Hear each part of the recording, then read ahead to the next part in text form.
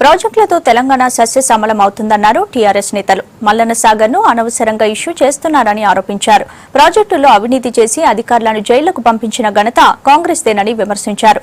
గత పాలకుల తప్పులను సరిదిద్దేందుకే ప్రాజెక్టులను రీడిజైన్ చేస్తున్నామన్నారు నేతలు.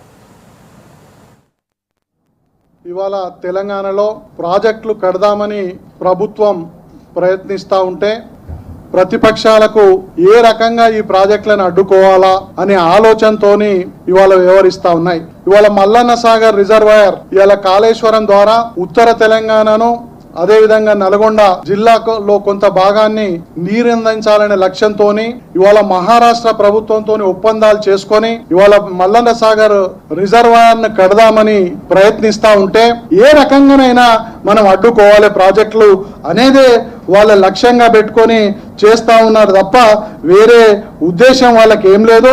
కాబట్టి ఇవాళ తెలంగాణను సస్యశ్యామలం చెయ్యాలనే తలంపుతోనే ఇవాళ 1 కోటి ఎకరాలకు నీరు అందించాలనే ఆలోచనలో ఉన్నారు.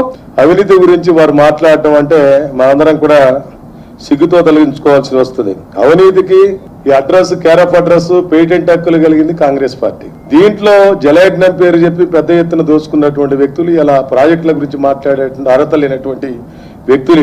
వీళ్ళ అవినీతిలో చాలా మంది IAS, IPS అధికారులు, పెద్ద సీనియర్ ఆఫీసర్లు జైలుకు పోయినటువంటిది. ఇలాంటి వ్యక్తులు ఇలా అవినీతి గురించి మాట్లాడటం అంటే దెయ్యాలు వేదాలు వల్లించినటువంటిది. ఈరోజు అక్కసంతా భవిష్యత్తులో రాబోయే 20-25 సంవత్సరాల వరకు కూడా ఏ ఇతర పార్టీకి ఈ రాష్ట్రంలో స్థానం లేదనే విషయాన్ని పసిగట్టినటువంటి ప్రతిపక్షాలు కుట్రపూరితంగా ఈరోజు కొత్త డ్రామా మొదలుపెట్టి ప్రాజెక్టులకు వ్యతిరేకంగా పనిచేస్తున్నటువంటి పరిస్థితి.